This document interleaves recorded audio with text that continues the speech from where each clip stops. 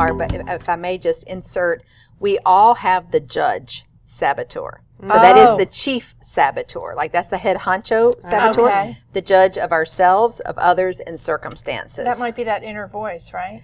These are all very powerful inner voices. So that kind of leads the pack. Okay. And the 10 that I'm going to describe are the 7 that I'm going to describe are the accomplice saboteurs. So that they kind of follow the judge. Number 3 is the hyperachiever.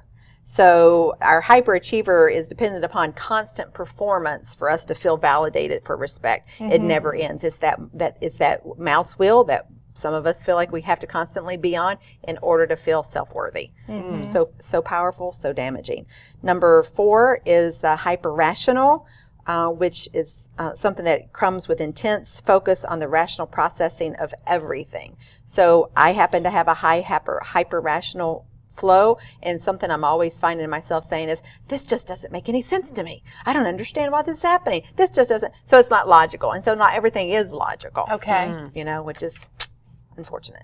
Hypervigilant is the continuous intense anxiety about dangers or what could be wrong. That's the what ifs. We can what if ourselves to death, right? Into burnout.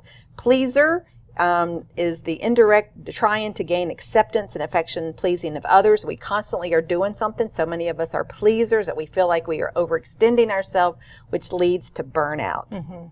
Our stickler is the perfectionism. Perfectionism and a need for order and organization taken too far. And then the restless, we are in constant search of greater stimulus, excitement in the next activity, or the constant busyness. Or idea. So our brains never stop.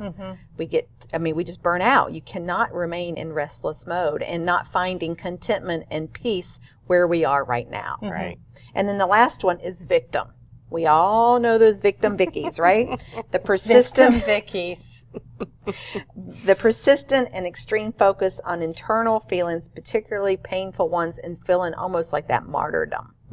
So we can, depending on the assessment, we can have bits and pieces of a number of these, but some of us rate higher. Like, I was off the charts with controller. But it's really for us to create a sense of awareness of where we need to focus our attention in our work. But they all hold us back from being here, present, right now, in a constant state of joy and peace. Right. And I can see how some of those would be, and I don't want to say glorified, but, this person's an overachiever. That's what we want at this bit, but not good for you on a personal level because it's not sustainable. It's not sustainable. Yeah. I mean, all of these can be useful and positive for us. You want some of these traits. But not to the extreme. Not to the extreme. It should be a balance of all those things.